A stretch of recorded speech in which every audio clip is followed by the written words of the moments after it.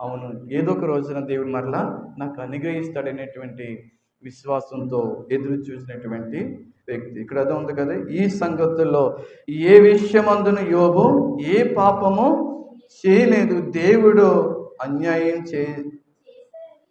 చేసినని చెప్పలేదు. ఎవరితో కూడా. ఎంతోమంది పలకరించడానికి వచ్చారు యోబుని.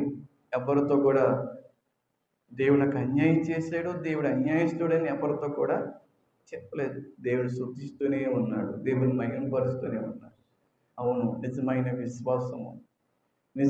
విశ్వాసం దేవుని విశ్వాసం కలిగిన వారు బ్రతుకుల పరిస్థితులు కృంగిపోరు, నిరాశ చెందరు. దేవుడు నాకు ఇంతకు ఎలా చేస్తాడని ఎవరితో చెప్పరు. వారు దేవుని స్తుతిస్తూనే ఉంటారు, దేవుని మహిమపరుస్తూనే ఉంటారు. ఒక్క దినమున దేవుడు అద్భుతంగా వారికి గొప్ప కార్యము చేస్తారు.